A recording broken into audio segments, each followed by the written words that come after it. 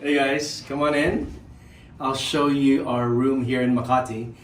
We are in Makati for a couple of nights and we're staying at Discovery Primea. And I'll show you our room. Alright, it's just your nice business apartment kind of a room. And I'll show you, we have right here a couple of beds. I think they're full-size beds. Okay, really comfy. It's a 5-star hotel here in Makati. And there's, again, 2 queen-size beds. There's a sofa, like a little living area. And right there is, that's where we entered. Just a place for you to have your coffee. I believe the Nespresso machine and the capsules or the pods are all included.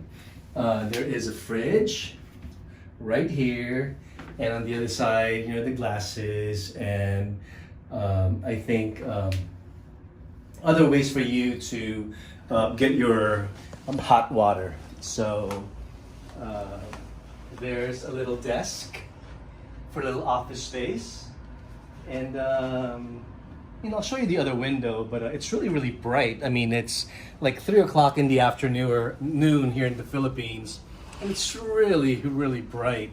So, okay, here we go.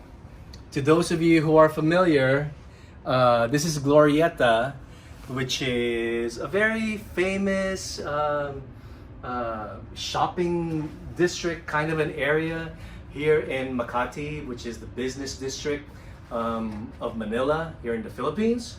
And I don't know if you can see it, but Glorietta is just right across the street. And to those who are familiar with the area, okay, can't really see it. Right. Yeah, to those who are familiar with the area, so we are right across the street from Glorietta.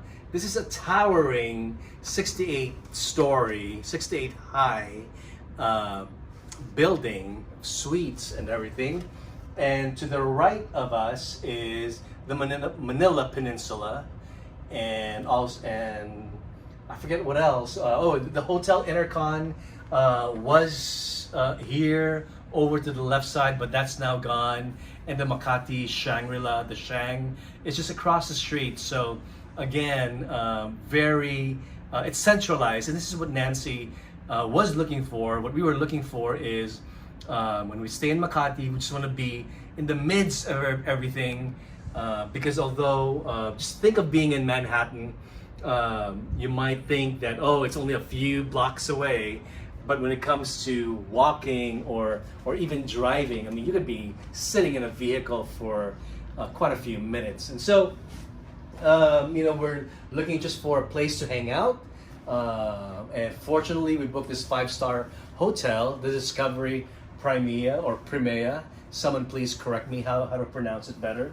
Let's see. Let's make this place brighter. Okay. All right. Again, overlooking Glorietta, and I can see the Ascot. All right. We've got little welcome brownies right here. So, it's very moist. Caramel. Very good. So, for our closet space, very, tiny closet space. All right. And over on this side is the bathroom. By the way, before I even go in here, the moment we entered the room, our room, it just smelled so good. I mean, so fragrant. Not the kind of fragrance that, just, you don't want to smell it, but this one, you just want to inhale it. It was so fragrant.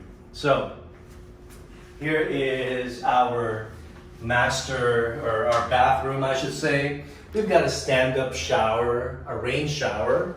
Right here, there's a tub. Okay, there's a tub. And there's a TV. There's a monitor.